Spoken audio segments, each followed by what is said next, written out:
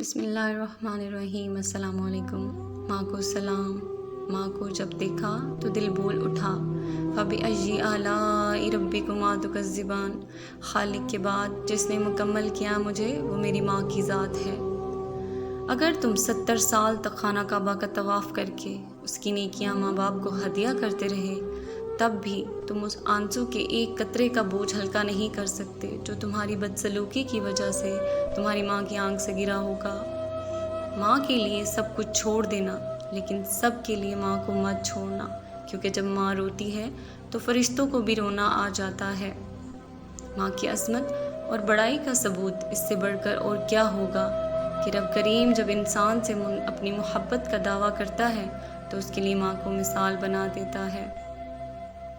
گود سے گور تک ہر بات سکھاتی ہے ماں، ہر روز ایک نیا لفظ بتاتی ہے ماں۔ زندگی کے سفر میں گردشوں کی دھوپ میں جب کوئی سایہ نہیں ملتا تو یاد آتی ہے ماں۔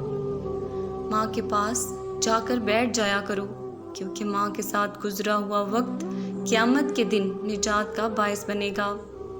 ایک دفعہ حضرت موسیٰ علیہ السلام اپنی ماں کی وفات کے بعد اللہ تعالیٰ سے ہم کلام ہونے جا رہے تھے۔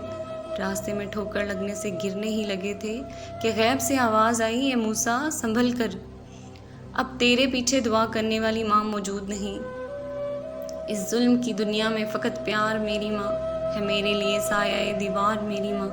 نفرت کے جزیروں سے محبت کی حدوں تک بس پیار ہے بس پیار میری ماں۔ خوبصورتی کی انتہا بے پناہ دیکھی جب میں نے مسکراتی ہوئی اپنی ماں دیکھی۔ خوبصورتی کی انتہا بے پناہ دیکھی جب میں نے مسکراتی ہوئی اپنی ماں دیکھی۔ ماں زندگی کا مرکز صبر و قرار ہے، ماں ایک چمن ہے جس میں مسلسل بہار ہے، ماں لطف ہے، سکون ہے، شفقت ہے، پیار ہے، ماں ایک عظیم نعمت پروردگار ہے۔